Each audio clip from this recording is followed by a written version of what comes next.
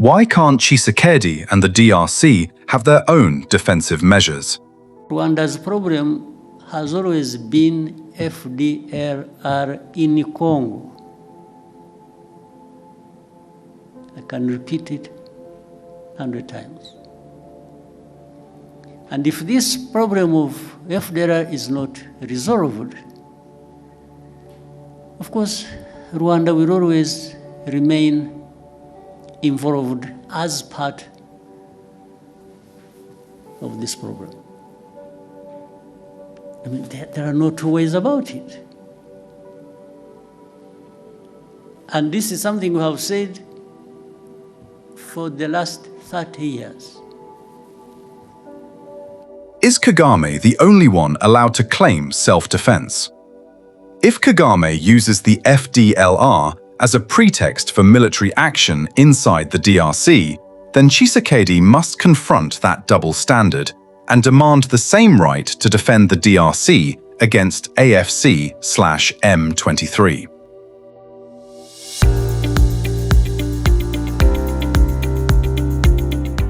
Welcome back to Rwanda Digest. We heard what President Paul Kagame said during his press conference, and, as we predicted, there was really nothing new. And again, the FDLR came back.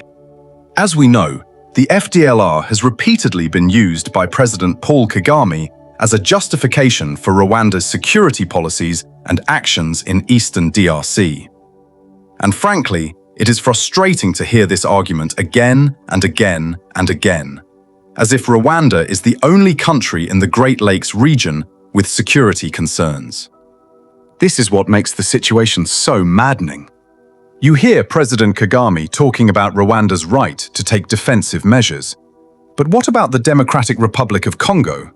What about the millions of Congolese who have died during decades of wars and instability? Does the DRC not have the right to defend itself? Does Congo not have the right to protect its territory and its population? That is why, when I hear President Kagame making these statements, the person who immediately comes to my mind is President Félix Tshisekedi. When will President Tshisekedi truly impose himself as commander-in-chief? When will he end what many Congolese see as Kagame's arrogance? When will this endless FDLR justification stop being accepted as an explanation for what is happening inside Congolese territory? So if you don't want Rwanda,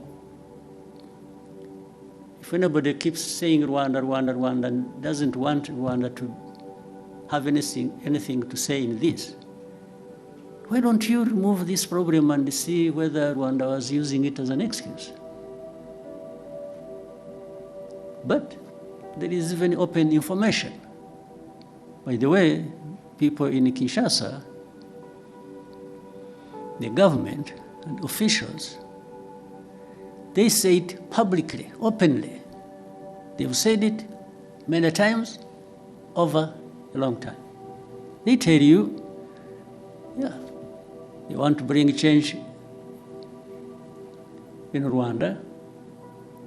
The people that are saying this FDLR, yeah, we see, okay, we are going to deal with them, we are going, like you said, they are the ones saying it. They are saying they have done something about FDLR, it is because they are there. If they were not there, they wouldn't be doing anything with or against FDLR.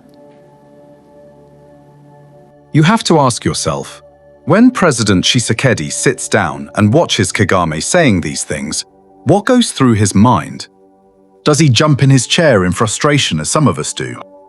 Does he wonder how the president of a much smaller country can speak and behave so confidently toward a country as enormous as the Democratic Republic of Congo?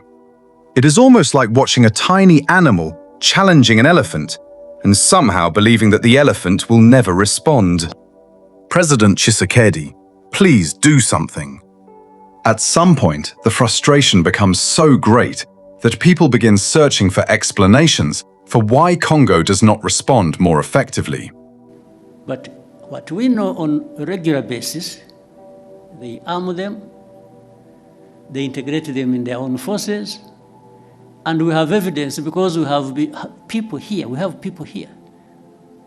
former FDLR combatants, who have been part of all those efforts. And either some of them came back home on their own or were captured in Congo, and they're telling the same story. You people, if you know a place called Mutobo, there is a place called Mutobo where we take people and for the effort of integrating them in society. These people are there, they give you space to interview directly these people who will tell you these stories. You even hear Congolese people making extraordinary claims about supernatural powers, voodoo, or people around Tshisekedi somehow preventing him from seeing what is happening. I am not presenting those claims as facts. They show the frustration and disbelief of people who cannot understand why this situation has been allowed to continue. Because ultimately, President Tshisekedi is the commander-in-chief of the FARDC. If President Kagame argues that Rwanda has a right to defensive measures because of armed groups operating in the DRC, then Tshisekedi must forcefully assert Congo's own right to defend its territory against threats coming from across its borders. That does not mean recklessly starting a regional war. It means Congo must develop credible defensive, military, diplomatic, and security measures capable of stopping threats before they continue devastating Congolese territory. The same people of the UN, the same people in the US, the same people in Europe, the same people who keep asking questions, some of them representing their own governments, have actually been there and they have been told these things, and the very people involved have given them anything and everything they wanted to know about FDLR and how it is well embedded and supported by and in Congo. The objective must be clear: stop the threat to Congo and restore Congolese sovereignty. President Tshisekedi must demonstrate that the DRC cannot be treated as territory where neighboring countries can intervene whenever they claim to have security concerns. Congo deserves peace. Congolese people deserve security. And Congo deserves leadership capable of defending its sovereignty. Because if this continues, people who have supported President Tshisekedi or given him the benefit of the doubt will eventually start asking much harder questions about his leadership. At some point, being commander-in-chief has to mean something. And that is the question we are asking today on Rwanda Digest. President Tshisekedi, when will enough finally be enough?